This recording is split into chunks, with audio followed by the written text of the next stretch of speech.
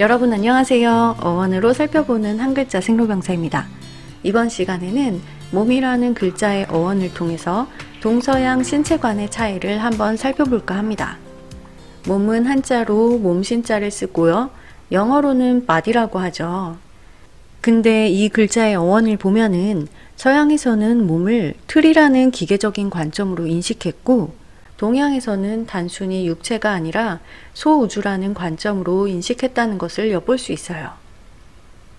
먼저 영어의 어원을 살펴볼게요. 몸은 고대 영어인 보디그에서 유래했는데요. 뜻은 인간이나 짐승의 몸통, 물질적인 틀이라고 합니다. 여기서 주의 깊게 살펴봐야 될 것은 구조, 프레임이라는 말로 정의했다는 건데요. 보통 자동차의 바디를 만든다 라고 하면은 당장 움직일 수 있는 완성된 자동차를 만든다는 얘기가 아니라 자동차의 뼈대, 틀을 만든다는 의미래요. 결국 인간의 몸이나 자동차의 몸이나 다 같은 범주로 인식을 하고 있다는 거죠. 비유하자면 로봇을 조립할 때 엔진이나 각종 동력 장치를 온갖 전선으로 이어서 2m짜리 초합금 동체에 끼워 넣습니다.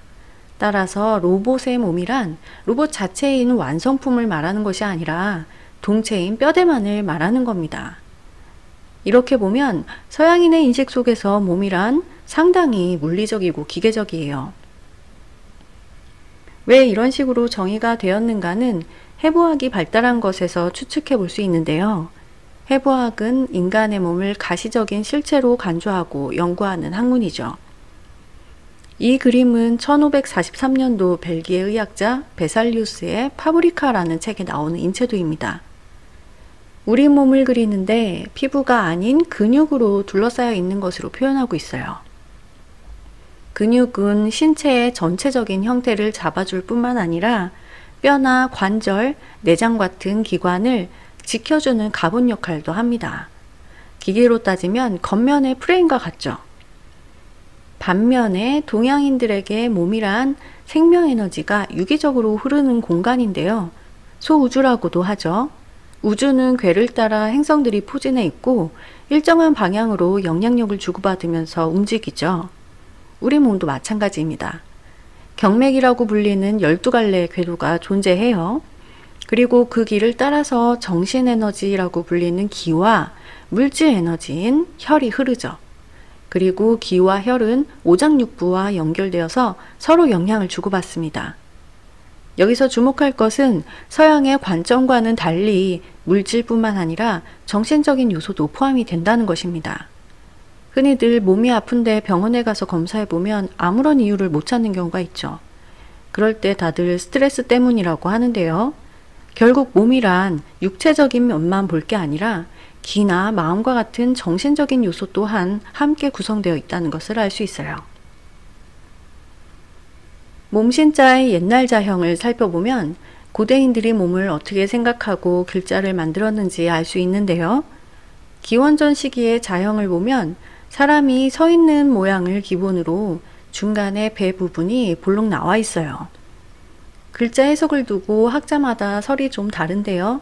어느 학자는 오장육부가 배에 들어있기 때문에 이 부분을 특화해서 그린 것이다 라고도 하고요. 또 어떤 학자는 척추를 그린 것이다 라고도 했습니다. 하지만 숨을 쉴 때 배가 들어갔다 나왔다 하잖아요. 특히 호흡 명상을 할 때도 마찬가지죠.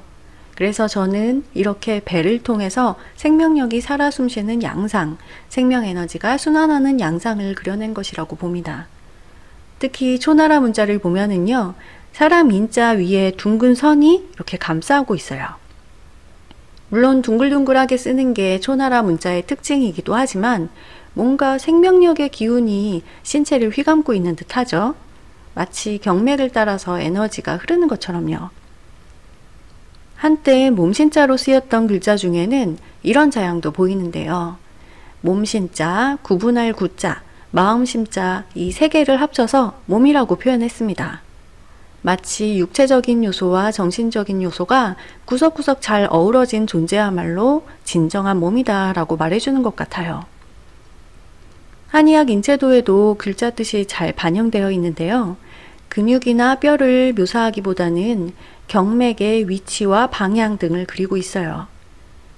경맥은 생명 에너지가 흐르는 길이잖아요. 그 길을 따라서 에너지가 들어갔다 나갔다 하고 또 순환하는 공간이 바로 몸이라는 것이죠. 종합하면 서양인들은 몸을 가시적이고 기계적인 시각으로 바라본 반면에 동양인들은 철학적이고 추상적인 관념으로 접근한 것 같아요.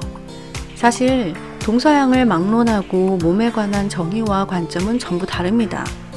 모두가 갖고 있고 또 그것을 내 몸이라고 부르고 또 항상 실제하지만 동시에 이해하기 어려운 것도 바로 몸입니다. 왜 우리 몸을 작은 우주라고 표현하겠어요? 여러분이 생각하는 몸은 어떤 것인가요?